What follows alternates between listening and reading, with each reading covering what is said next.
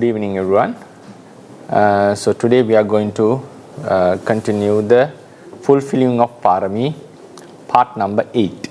So during this course, like during this series, we have been discussing the main topics such as what is Pārāmī, what is the word formation of Pārāmī, what does it mean. Then we also discuss how Pārāmī is helpful for the attainment of liberation, what sort of mindset that one should have in order to fulfill Pārāmī, especially aiming the threefold Bodhi, Samma Sambuddhahood, Pacceka Buddhahood and Asavaka Buddhahood. And then how, what sort of reflections that one should have in order to fulfill, in order to successfully fulfill Pārāmī. And then we moved into explain what is Dana Pārāmī. So in the previous lectures, few lectures we discussed how Dana Pārāmī should be fulfilled. So we also discussed how Dana Pārāmī should be done, what kind of attitude, what kind of mentality that we should possess in order to fulfill a good type of a Dana Pārāmī. So today we are going to discuss mainly about some classifications about Dana Pārāmī. So Dana Pārāmī is sometimes fourfold and sometimes sixfold based on two different aspects. First we'll study how Dana Pārāmī, like how Dana is sixfold based on Abhidhamma explanations. So in terms of Abhidhamma explanation, Dana is sixfold as Rupa Dana, Saddha Dana, Gandha Dana, Rasa Dana and Pottabba Dana and Dhamma Dana, based on the 6 types of objects that we offer. So 6 types of objects based on the object, right? Rupa, Saddha, Gandha, Rasa, Pottabba and Dhamma. So what is Rupa Dana here? Rupa Dana means offering something that is very beautiful, very attractive. That is called Rupa Dana. Yeah. For example, if you offer a very colorful flowers to someone, maybe to a monk or maybe to the Buddha, Dhamma, Sangha, whatever, a colorful robe, a very attractive colored cloth. Sometimes we offer paints to the monastery in order to paint the buildings. So likewise, these types of offerings are called Rupa Dana. Also we can call it Varna Dana, Rupa Dana. When given to lay people, if someone offers some sort of medicine or we call cosmetics, which make someone's skin more brighter as a gift, for instance, these all includes into Rupa Dana. So Rupa Dana means offering something which has a good color, attractive appearance, or something which is helpful to develop one's attraction. So these are all called Rupa Dana, right? Then Saddha Dana. Saddha Dana is something very not very often given.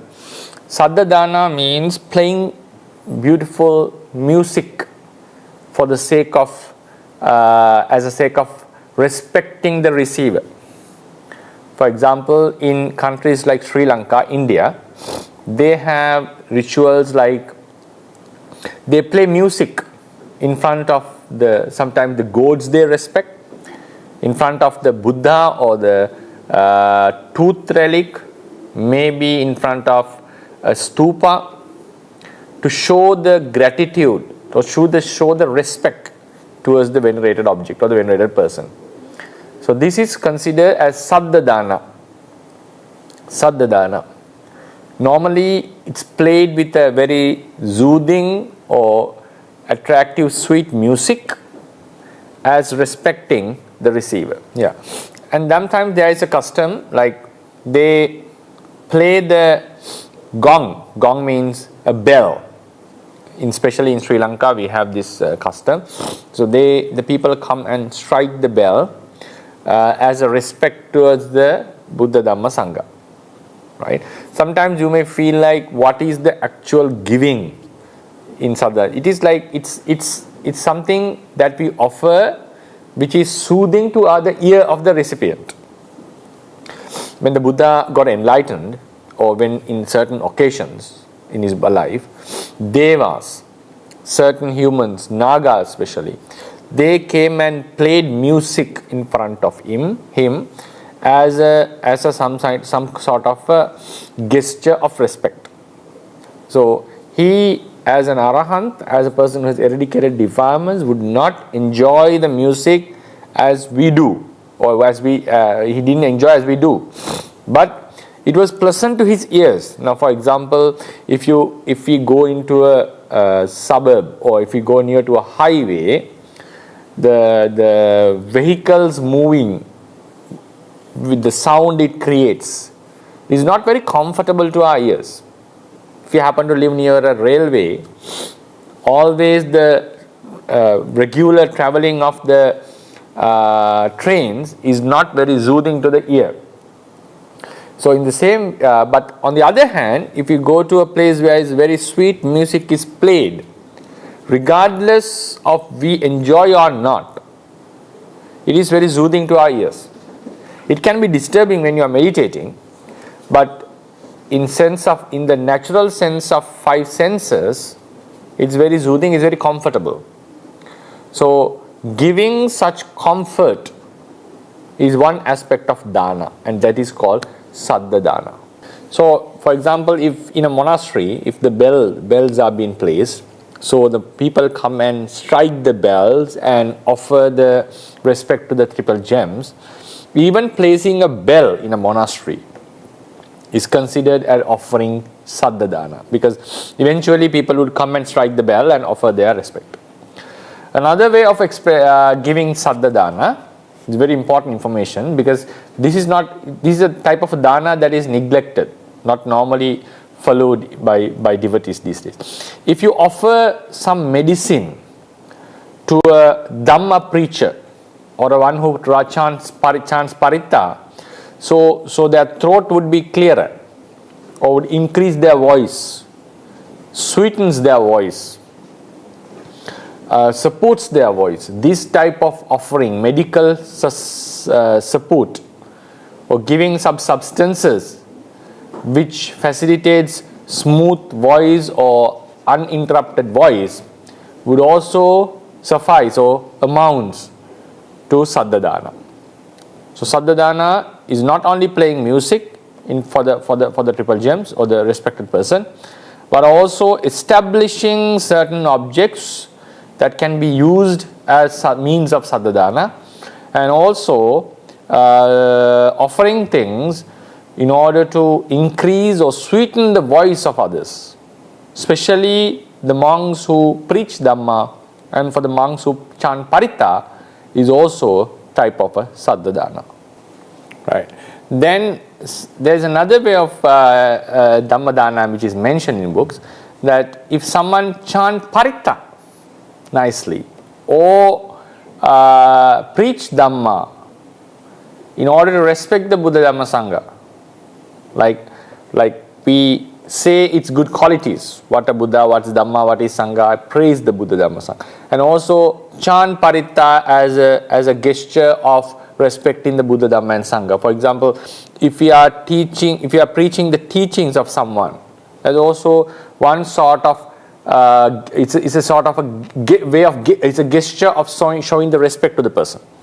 So if we do with the intention of respecting the person or the Buddha Dhamma Sangha, and preach Dhamma and preach paritta, chant paritta, that also amounts to saddha dana.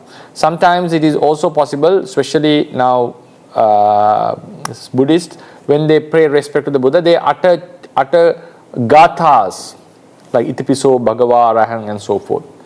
In our books, there are some gathas which are composed by using the gathas indicate, or they convey the good qualities of the triple gem. So if you chant them as a respect, these also amounts to saddha dana. So gathas can be chanted, Dhamma can be taught, and paritta can be chanted as a respect to the Buddha Dhamma Sangha, and that also amount to Saddha Dana. Then one can have a question here.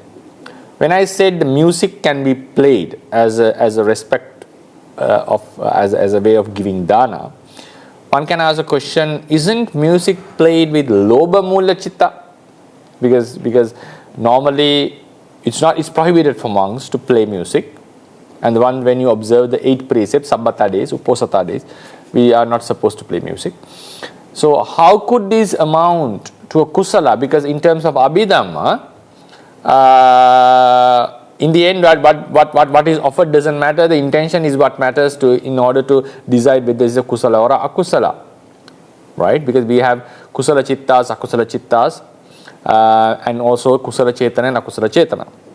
So normally we know if we play music, if we enjoy music, this is normally done with unwholesome mind. That is lobha mula chitta. It's not a akusala that would take someone to a bad destination by just listening to music and so forth, or playing music, especially as a lay person. But still we know it's played with unwholesome mindset. So how could this be dana? Because dana has to be, in terms of abhidhamma, should be done in the kusala mind. So we have to keep it in mind. There are many stories especially in Apadana Pali, Theravada Pali. The commentaries also explicitly mention about this, that many disciples of the Buddha had played music to past Buddhas, have danced in front of past Buddhas, and showed their respect, gratitude towards the Triple Gem, and enjoy lots of merits, lots of good results of benefits in samsara. So in the Theravada perspective, if we perform these musics and dancing, singing as a gesture of showing respect to venerable personages, venerable recipients like Buddha, Dhamma and Sangha, it is considered that activity is a wholesome activity. But the same act, if done for the purpose of enjoyment, for the amusement of someone, then it amounts to a akusala. It amounts to an akusala. And there is another type of akusala dana, which is called samajja dana. If someone entertains others, this is how it has been classified, entertains others with the thought, a wrong thought, that one would accumulate merit by making others happy. One would accumulate merit by making others happy and making others feel fun. Because sometimes some people have such attitudes, have such thoughts. If we can make the others happy, we are doing something good. So that is a wrong thought. Just making someone happy, pleasant, it doesn't mean that you are doing something good for the person. So there are certain happinesses that should be followed, and there are certain happiness that should not be followed. So if someone does play or dance or play music or dance with the thought that I am accumulating merits by making others, giving enjoyment to others, then it's considered as a akusala dana, unwholesome giving. In this context, if we play music, sing or dance as a gesture to pay respect to a venerable person, Buddha, Dhamma, Sangha, or any other recluse or whatever, it's not confined to Buddha, Dhamma, Sangha, that amounts to a dana, and that is considered saddha dana. So then we moved on to the next type of dana, which is called gandha dana, smell, offering smell. That's obvious, anyone can understand this. Offering incense. If you offer scent, perfume. Now, perfume, monks are not supposed to use perfume, but if we apply air freshener to a monk's kuti, or the Buddha's chamber, Buddha's shrine room, or offer incense sticks. These all are considered as offering Gandha Dana. Gandha Dana is giving pleasant smells to the recipient. Right. So, and also offering flowers with good smell is also amounts to Gandha Dana. Now, for example, if you are offering flowers, you can do two types of dana at the same time. Because it's very attractive, you can consider that I am offering Varna Dana. At the same time, you are offering Gandha Dana if it is a pleasant flower which has a pleasant fragrance. So likewise, we may offer two types of dana while we are offering flowers. Then we come into Rasadana. Rasadana is offering tasty food. So thirsty food, we have to be careful whether the food is nutritious, because sometimes the tasty food are not good for health. That's a different case. So we have to be careful about it. So if we are offering some food that contains good sweet taste, which is pleasant to the tongue, we are offering Rasadana. So, for example, when you are giving a dana, giving a lunch to a monk or to the Buddha, if you make it delicious, so our purpose is to offer good taste to the person, and this amounts to Rasadana. Then how about offering nutritious food? Nutritious food, we'll later learn that it will fall into Dhammadana. Dhammadana is not the Dhammadana of preaching Dhamma. The sixfold dana, sixfold dana is based on the object. Rupa, Saddha, Gandha, Rasa, Pottabha and Dhamma. Dhammadana of preaching Dhamma is a different thing. Then, so if you're offering food, nutritious aspect falls into Dhammadana, because Oja Rupa is a Dhamma Ramana in terms of Abhidhamma. Oja is a Dhamma Ramana. And if we are focusing on the taste, we are offering Rasadana. So that we should know this categorization as well. So offering food with delicious taste is called Rasadana. Then we have Pottabhadana. Pottabhadana is offering things that gives you comfort, physical comfort. For instance, if you offer a good chair to the Buddha or Sangha, so the monks who sit would feel comfortable, or a nice bed, mattress, bed sheets. Sometimes offering robes with good texture, material, cotton or whatever. So these all amounts to Pottabhadana. For example, another way of thinking is now, for instance, if you install air condition into a monk's room, for example, or air conditioning in the Buddha's shrine room, our purpose is to give comfort to the body, right? So these all amounts into Pottabhadana. Even if you give something as a gift to some layperson, such as aircon and all, this also amounts to Pottabhadana. So Pottabhadana is offering something that would facilitate the bodily comfort. And then one can ask the questions, sometimes what about the sex workers? Do they offer, they are also offering some sort of comfort to the other receiver, prostitutes and so. So this is not considered as a dana, because it is very directly related to the lust. It arouses and it satisfies the lust of the person. But here we are giving a comfort to the body which is necessary, which is supportive for the being's life. For example, especially in meditation, if you are, for instance, while practicing samatha meditation, more the comfort you get to the body, it's easier the concentration can be developed. That's why even Buddha, the Bodhisattva sat on 8 grass bundles before his enlightenment.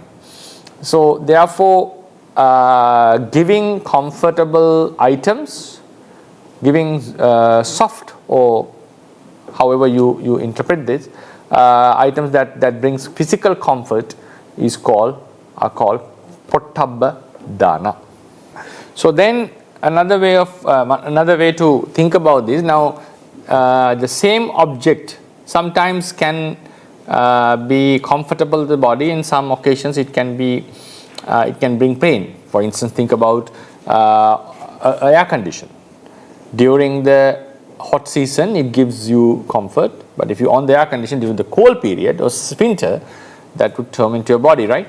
So in this case, the intention what matters. If we are offering some type of a thing that could give comfort to the body as a purpose of giving the comfort, then it amounts to Pottabba Dana. Another very important Pottabba Dana that can be done is, for instance, water heaters, or especially in Western countries, offering heaters into the rooms, or hot water showers. So these are also related to Pottabba Dana because it's related to the physical comfort. So anything that is offered, chairs, beds, in today's context, air conditions, hot waters, all these are classified under Pottabba Dana. The purpose is, they give comfort to the body of the recipient. Right. Now we'll take another example. Now, because when I was in Indonesia, it's a very common custom sometimes. You spread flowers on the surface where monks are walking. When you're taking them to a certain ceremony, we spread flowers on the earth, on the carpet. Now think how many types of danas can be found here. Now one is it's colorful, and you are offering color to the monks, sangha. It's a rupa dana. And if that flower has a fragrance, good fragrance, then it amounts to gandha dana as well. And then the petals are very soft, and it gives comfort to the feet when you walk on such flowers. And if the purpose is to bring comfort to the monks' feet, that also amounts to Pottabba Dana. So with the same flower, we are capable of offering 3 types of dana: rupa, gandha, and Pottabba. So therefore, this knowledge of understanding how the dana is classified is useful, that we can accumulate great merit with our understanding and consideration. Then any other offering that doesn't fall into this 6th category, yes, rupa dana, colorful objects, or that helps to have a colorful skin, or to have a pleasant appearance, or which beautifies you, offering sound, or facilitating sweet voice, or supporting offering medicines that would facilitate sweet voice, playing music as a gesture of showing respect, offering fragrance, and offering tasty food, and then offering objects that would bring comfort to the body. These are the 5 types of dana. Any dana that doesn't fall into this category are called Dhamma dana. Right? Any object other than the first 5 are called Dhamma Ramana, right? Rupa Ramana, Saddha Ramana, Gandha Ramana, Rasa Ramana, Pottabba Ramana, and Dhamma Ramana. All the objects that doesn't fall into the 5-fold objects are called Dhamma Ramana. So in the same way, dana which are not classified under the first 5 categories are called Dhamma dana. And this should not be mixed or mingled with Dhamma dana of preaching or teaching the Buddha's words. If you remember, we classify dana into 3 groups: Amisa dana, Abhe dana, and Dhamma dana. Amisa dana is offering requisites. Abhe dana is saving others' lives, or releasing others from dangers, or preventing the dangers that can befall others. Then Dhamma dana is teaching righteous doctrines, or the Buddha's teachings, or giving guidances, instructions to meditation and all. So this Dhamma dana and the Dhamma dana of the dana classified based on objects are 2 things.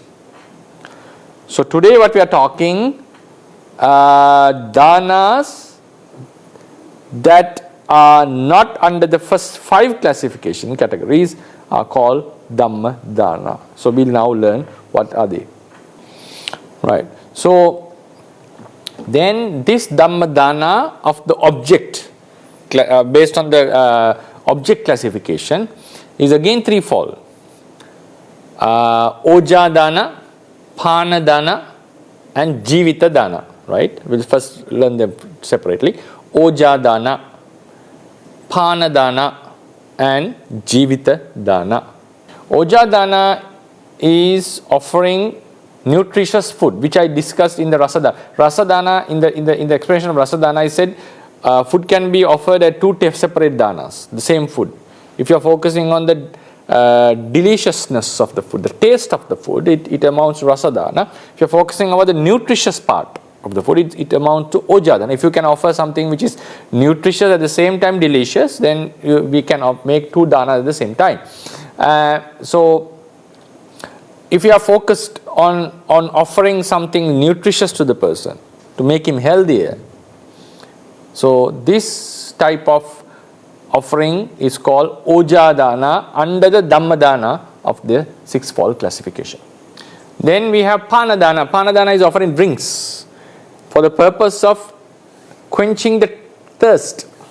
If you offer drinks to quench the thirst, this is considered Panadana.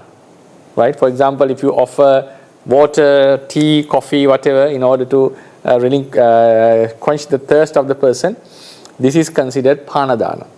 Now, the same Pana, if you are offering something which is nutritious, this amounts to Ojadana. Right? Ojadana. And if you make it very delicious, this amounts into Rasadana. So now you can see this same object, if you are offering some kind of, especially because if you are offering food, delicious and nutritious food, it amounts into 2 danas, Rasadana and Ojadana. But if you are offering a drink, delicious, nutritious, at the same time that would quench the thirst, you are offering Rasadana, Ojadana, and Panadana. Right? And then the next explanation you will find, it can sometimes we can offer things for the purpose of Jivitadana as well. So before that we will explain Panadana first here. Then comes Jivitadana. If you are offering food or drinks as a purpose of supporting the life of a person, this amounts to Jivitadana. So now think, the food, if it is offered for the purpose of nutrition, then it's Ojadana. If food is offered for the purpose of deliciousness, is Rasadana. If the beverages are given to quench thirst, this amounts to Panadana. And whatever food or beverage is given or drinks are given as an assistant to sustain the life of a person, this amounts to Jivitadana. Right. So then another type of Jivitadana is releasing the living beings who are bound or who are captured, sometimes imprisoned, who are in captivity. Right? If you release them, it's a Jivitadana. If you release beings, it's now Abheda, it's also very similar to Abhedana. If you release the dangers and give them life, make them helps them to get rid of death. And sometimes offering medicine to the sick, introducing someone to a doctor, or help someone to meet a doctor.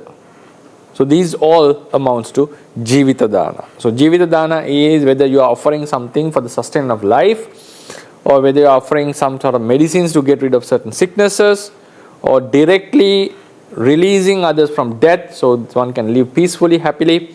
They all amounts to Jivitadana. Right. So all these are Panadana, Ojadana, Jivitadana falls on the category of Dhammadana. Then this Dhammadana is not the teaching of Dhamma. It's a categorization. It's a dana category found under the classification based on the nature of the object. Yeah. Then we come into another classification of dana based on Vinaya. Vinaya dana classification. Dana classification based on media. So this is mainly aiming towards of offering things to the monks and nuns, right? Monks and nuns, especially bhikkhu, bhikkhuni, samanera, samaneri, and sikkamanas. So, so it is fourfold in terms of the object that is being offered. Also sikkamana, bhikkhu, bhikkhuni, sikkamana, right?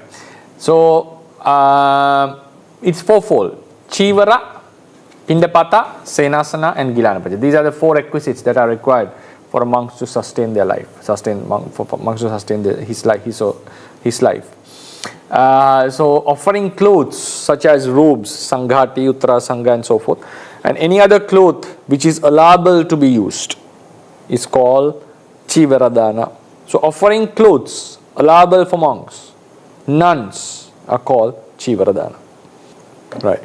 So, and also if you are offering certain sheets to the beds, so the monks could use them, but it can also be applied in senasana dana based on the purpose. If you are offering a bed sheet for a monk as a pachat, we call it pachattarana, which can be applied on this on the senasana, on the bed, but it becomes a robe of the monk. So there are two types of pachattarana that can be used as a requisite of the monastery, or something that can be used as a personal thing. So if you are offering something to the monk as a cloth that is useful for the monk's usage, this amounts into chivara dana. Since chivara is very vital, because monks and nuns, in these days we talk about syalis, so we all depend on very minimum amount of clothes, and normally monk's cloth is a robe, and this robe is a rectangle piece of cloth, right? Almost all the robes are rectangle, just pieces of clothes. And only for bhikkhunis there is a special cloth to cover their upper body, which is like a shirt. Other than that, the monks, recluses, clothes are normally just rectangular clothes, right? So in these days, today's syalis also have one kind of a shirt, but otherwise other clothes are rectangles. So just the pieces of clothes that we use to cover our body. And this is very useful, very, very useful in order to lead our lives. In those days, Buddha's time, it was very hard to find such clothes. It was very hard. It was not found in abundance like today. But today the context is different. Clothes are a lot, and sometimes the monasteries have excessive amount of robes, and we don't know what to do with that sometimes. So those days the robes were very rare, and also it distinguished us from the disciples of the Nigantas, some Ajivakas, Achelakas, because some recluses used to live naked, but the Buddha never appreciated or encouraged for naked asceticism. Their purpose was to get rid of attachment towards the clothes, because the clothes are very attractive to the person's mind. That's why, think about a lay person. We have lots of clothes suitable for the parties, clothes suitable for the weddings, clothes suitable for the monastery, for a casual clothes for the house, to wear while in the house, maybe to the school, the universities. So clothes, there are lots of clothes in a normal lay person's life. So when you become a monk or a nun, we abandon these clothes. It's one of the great abandonings that we do, giving up clothes. Because clothes makes a person beautiful. That's why we are very much careful about selecting the costume, or selecting the cloth that we are wearing to a certain party and so forth, because it gives a different, if you are wearing a bad cloth, it completely gives a different feeling or appearance to the other person. But when it comes to monks and nuns, we have to depend on very minimal amount of clothes, and those clothes are not fancy. And monks give up this attachment. And also those days, clothes were not very common among the people. So manufacturing clothes did not happen under mass production as it is done today. So clothes were very vital, and Buddha has prioritized in terms of all the 4 requisites. The first requisite, which is mentioned, is clothes, robes, chivara. And when you study Vinaya, you find the rules regarding robes are strict than rules related to any other requisite. So robes are the most strictly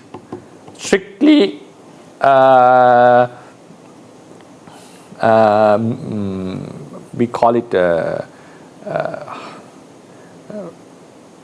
strictly the restrictions are very high regarding the robes.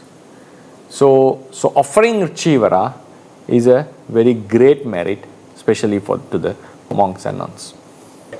So then we comes to pindapata, the second type of requisite, which is very vital to sustain the life of a person. So offering food to monks and nuns is called offering pindapata. And also we need to be careful when food is offered, that should be given during the proper time. As recluses, anyone who gives up household life, that is called recluse. It includes tapasas, for example, the recluses of other religions, especially bodhisattvas. They abandon the household life based on become tapasas. Sometimes even he has abandoned household life and practiced wrong doctrines. For example, before the Buddha, Vipassi appeared in the world. Bodhisattva was became an ascetic and was following a wrong doctrine for 90,000 years, as the book says. And in the end, last moment, he was able to give up that wrong doctrine and was able to be born in the Sugati realm because of his capacity to not to regret and decide what is correct and wrong. So normally, any person who gives up household life is an ascetic. Tapasas are there who are following a doctrine of karma, and then some are following wrong doctrines, like Nigantas are also Pabbajita. They are called Samana. They are also recluses. They are not lay people. Sometimes we have a group called Achelaka, Paribhajaka. They all fall under the category of the ones who have given up the household life. The monks are just another sect of them. Another sect. So these days we also have Sayalis, who are not bhikkhunis or samaneras, but they also belong to the category of Pabbajita. The actual status of Pabbajitahood is giving up the household life and the bondages. The one is not bound to any person. That is called Pabbajita life. So in the Pabbajita life, in the monk's recluse's life,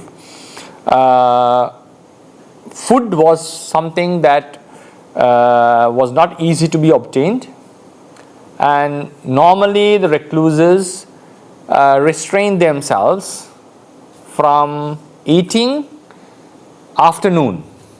That's a normal common practice that was among the recluses. So just dedicate their morning session for the food, because otherwise without food it's not possible to sustain your life. In the entire evening session, afternoon till the next morning, they especially dedicate themselves for the spiritual growth or spiritual practice. Spiritual growth or spiritual practice. So spiritual growth or spiritual practice doesn't mean that they are supposed to meditate all the time or study. Spiritual life is a huge thing. Like many activities are involved. For example, building the monasteries, running the monasteries, taking care of each other. So it's an entire life. It's a complete life. But we are supposed to dedicate our evening, afternoon till the next morning, mainly for our spiritual practice, and also to support the other brethren, the other recluses. We have two purposes.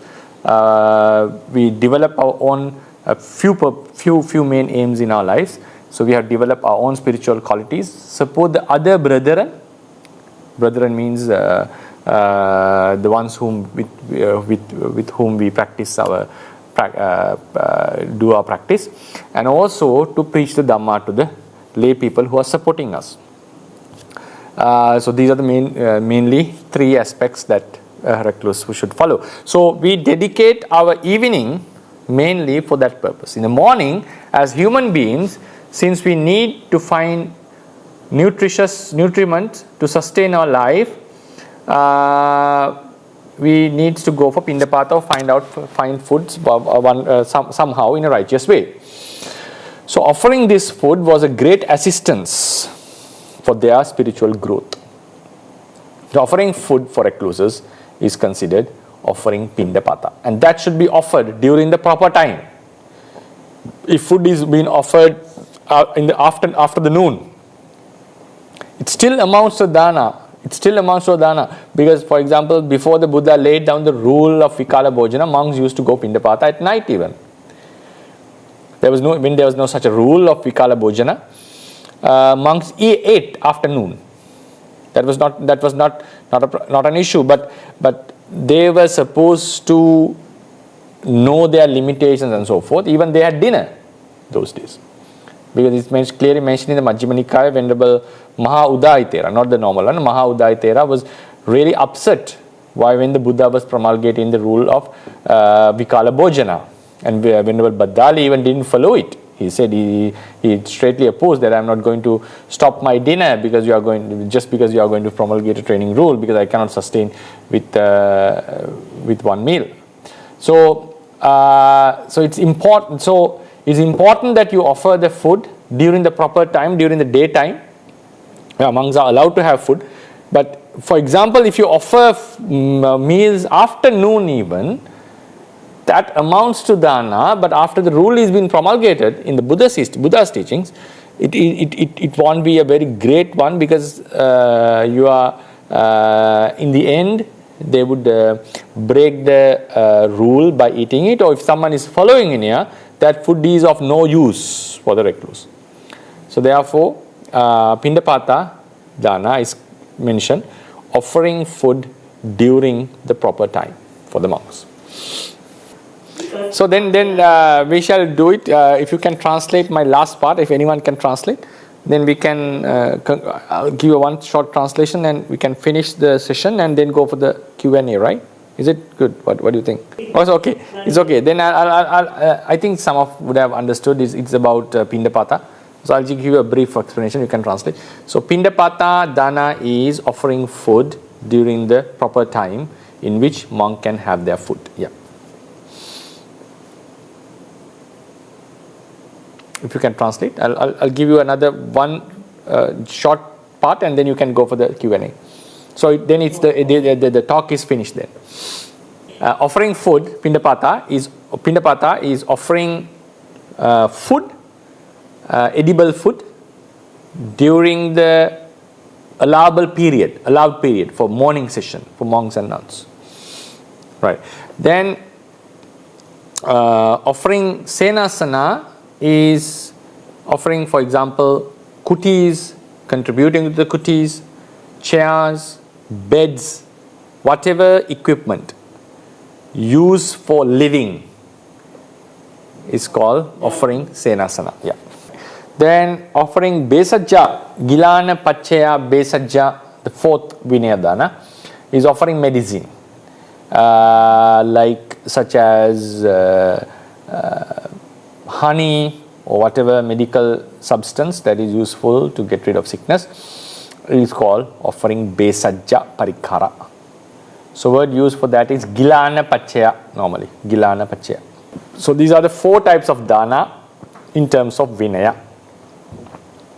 So today we discussed sixfold dana based on Abhidhamma classification, specially based on objects, sixfold objects. Then fourfold dana based on vinaya. Yeah. So Abhidhamma explanation, sixfold dana is Rupa dana, Saddha dana, Gandha dana, Rasa dana, Pottabba dana, and Dhamma dana Dhammadana should not be mixed with the Dhammadana of teaching, right? Then Vinaya is, okay, that is Abhidhamma, 6, okay.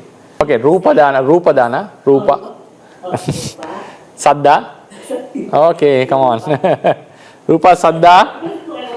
Okay. Rupa, Saddha, Gandha, Rasa, Pottabha, and Dhamma. Six objects, no? Then the fourfold dana is Chivara, Pindapata, Senasana, Gilana, Pacha, Besaja. So that's the lecture today. So I hope you had the understanding about the sixfold danas, and that you will be able to give dana more wisely with understanding in future, in fulfilling the dana parami. Okay, maybe I'm the first questioner. Okay, you can ask the question. Yeah. So just now what they said about the food that delicious and also healthy. So that also dana, tangible also dana. How if the food is healthy, but for the bhikkhu, for him it's not healthy for him, but for me I know this is healthy for him. So that is a subjection. And also the drink, this is healthy, but for the bhikkhu I don't like this drink, I don't think this is delicious for me. So that can also be the good dana, but yeah, so in here we need to understand the deliciousness and the nutritious food and delicious food. So and also it's very subjective. Some food which are nutritious for us can be not healthy to the other person, depending on, for instance, some food are good for my body, while it may react differently to another person. That's subjective in terms of the body, and also the taste. For instance, if you come from a different country, maybe the food that is delicious to you may be not delicious for a person who comes from a different country. We experience it here because when you have foreign monks, right? We see this, right? The Sri Lankan monks enjoy certain food, but it is very hard for the foreign monks. When we visit Myanmar, the same thing was happened in the reverse order. It was difficult for us, but it was very tasty for them. So taste is very subjective because it is related to the mind. But the nutritious nature is subject to the body, whether we like it or not. Sometimes there can be some nutritious food which is not tasty. So in the end, think about the food, whatever the food we offer, as long as it's not a poison, it's not going to kill the person. So it's a dana, right? It's a dana. And sometimes accidentally we may offer something, a food that can be poisonous to someone and we are not aware of that. Possible, right? But still, as long as the intention is to offer something and that is edible, if you know that it's edible, and we have no idea that it would become an allergy, it would cause an allergy in him, still it's a dana. So what matters in the end, when we are counting about the merit, our intention, the kusala chetana, is what matters. So as long as we know it is edible and it is not a poison, yes, then it's a dana. But our consideration about the taste, about the nutritious nutriment, is something additional. So if you are very thoughtful, sometimes we may offer nutritious food with less taste, and sometimes occasionally even doctors would say, yeah, occasionally if you had some things which are tasty, which are not very healthy, that is not going to cause a huge problem into your body, right? So that kind of, some people are very strict on this. Even some nutritions are okay time to time, even if you had some sort of a processed food, occasionally that won't harm the person. And also it's very subjective to the body of the person. Some people's bodies can tolerate certain food and for some it's not. It's very subjective. It's very difficult to generalize this rule, and these food are not healthy and these food are healthy, right? It's like to label ultimately, it's not possible. So therefore, if we have a consideration about the nutritious nutriment and also the deliciousness, then it amounts to rasadana and ojadana. But even you are not aware of it, you don't focus on it, just we are offering food, then it becomes amisadana. And because when you are offering food, is not, another point is, it's not possible to avoid the taste factor. It's not possible to avoid the nutritious factor, nutriment factor. Because for instance, if you are going to offer something to someone, we choose some food. And if you analyze, why did I choose this food? Right? Why did I choose this food? Because I know it's good for the humans, and instead of going to this food, I went to this food because it is tasty, or it's delicious, or maybe it's nutritious. So even though we don't consider deeply, when we are offering food, or when we are especially offering food to monks, automatically this rasa, aspect of rasa, taste, and aspect of oja, the nutriment, automatically comes into our mind. Right? Automatically comes into our mind. So therefore, it's subjective. We will not be able to satisfy the person fully. But as long as we have a good intention of offering something good and something tasty, or something which is edible for sustaining the life, yes, then it's a dana. Now, for example, if you think, while the Mahabodhisattva is offering flesh to other beings, right? He's offering just raw flesh, meat. Sometimes the blood. There's no taste in it, right? There's no, I don't know what the nutritious called nutriment. Yeah, maybe it's because of meat. It's very nutritious, but is just offering them to sustain the life, and also to him to accumulate merits, right? So in such dana, sometimes when you're offering food for the sustaining of life, we don't much focus on the taste or the nutriment. So it's a complicated thing. So it's very difficult to exactly say how it works. So we have to be practical and understand based on the context. Bhante, how about dana slipper or sandals and also stick? It's also sena sama, Bhante, because we use daily and for our life. These are called yana dana. Yana. We don't. The fourfold dana may not include everything. It may not encompass everything. But if you're offering slippers, sticks, walking sticks, and what else? So these two mainly are offering a vehicle, maybe vehicle. So these are called yana dana. Yana is a vehicle that by which you travel. For instance, think about slippers. When you have slippers, you can walk on places that you cannot walk barefoot, right? If you have good shoes, good slippers, you'll be able to walk on a hard surface even. You won't feel it. So slippers are considered as yana. Yana is a vehicle normally, something that is helpful for you to travel.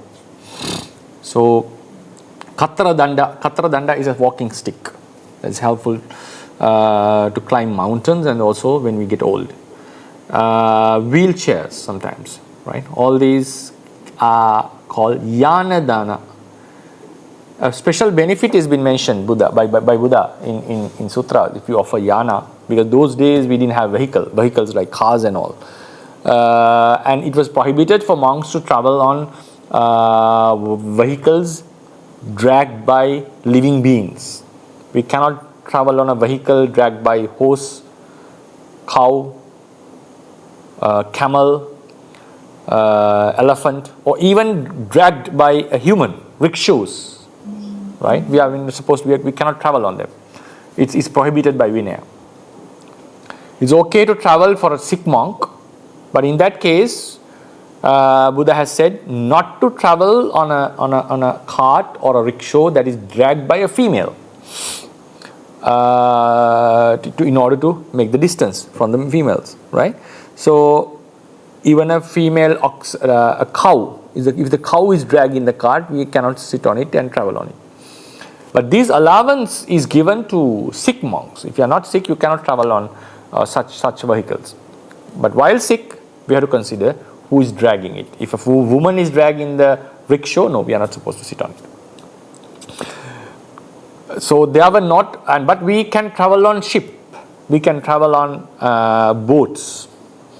So this is the allowance. Since it is allowed to travel on ship, which moves with the wind power, the Mahatheras of our eras have decided it's okay to travel on vehicle, because vehicle is not dragged by anything, it's traveling by its own engine.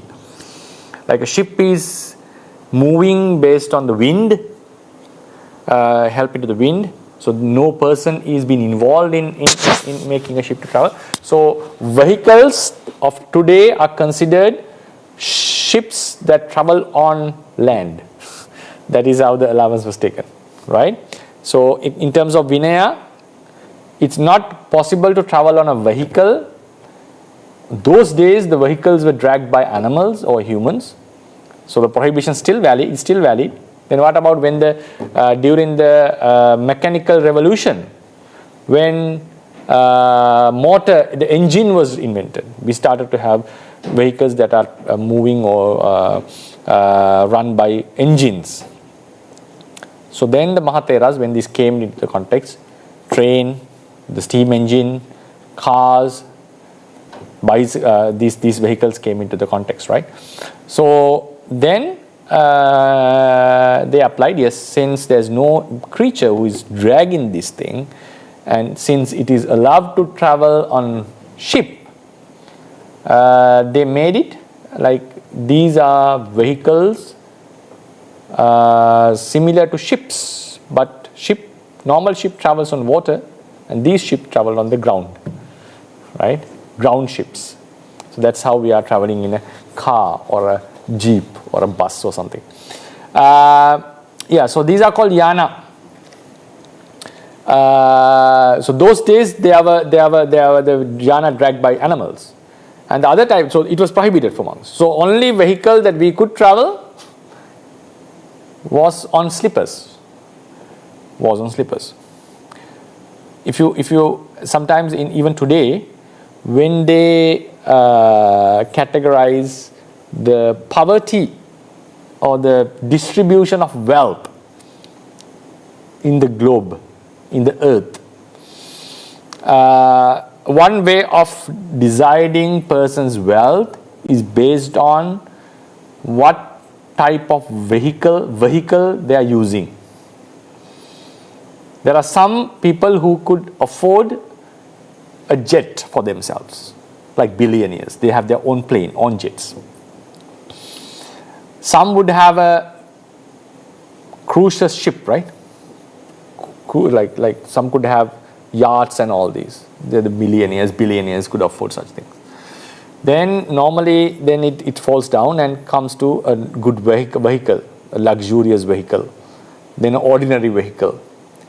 Then how much of people in the world can afford such a vehicle and so forth. So they are studying about the distribution of wealth. Then it comes to a bicycle. Some person may not be able to afford the 4-wheel vehicle, but just a bicycle. Then finally the categorization comes. Even in modern days, how many people could afford slippers? Because if you think about people in tribes in Africa, in India, maybe in Indonesia also, because it is a very big country with a huge population, 4th population in the world, right? So there are people who cannot afford to buy slippers for themselves, or maybe their area doesn't have that custom. I think about the tribes who are living in the forest. They don't wear slippers, right? They just walk barefoot. And some people who are oppressed by poverty, believe it or not, there are some people who cannot afford for slippers because they don't have money for that. Because when the slippers are torn, we have to buy another slipper, right? You need some sort of economic stability to buy slippers in their context. Maybe nothing for the ordinary people in the cities. So even today, slippers are under the context of vehicles. Because I watched a TED talk once when they were talking about the distribution of wealth, they brought what type of vehicle someone is using, and in the end, the last vehicle they were talking was slippers. And in the Buddha's teachings, yes, for monks, those days, since there were no motor cars and the other vehicles were prohibited, the only vehicle, the yana we had was slippers. And Buddha gave a discourse saying that if someone offers yana means slippers. If someone offers slippers, especially he offers comfort, sukha. Yana do sukha do hoti. One who offers vehicles, one who offers slippers in those contexts, offering happiness or comfort. Why is that? Yana is something that is used for traveling. Yati ete nati yanang. That's the definition. You travel with that. Yana. Yati is to go. Yana is something that is used to go comfortably, quickly. Now think about a Mercedes. You'll be able to sit on it and very comfortably travel the distance. Unlike traveling in another car. When you get out from Mercedes, you feel, it was nice. It was a good travel. You didn't feel much tired when you travel in a luxurious vehicle. For example, when you travel in the plane, it's very fast and it could travel in the sky. So the same distance, you've come from Sri Lanka to Indonesia, for example. If I have to travel in another means, it would take a lot of time and consume a lot of time and a lot of energy in me. But I could travel in few hours with a plane. So vehicles give comfort in traveling. Vehicles give comfort in traveling. Traveling is something that is very exhausting. Those days especially, if someone is supposed to go to the city from the village, it's something that we have to consider. We just cannot go and come because it takes a lot of time. Maybe a few days that you have to travel to go to the city and come back.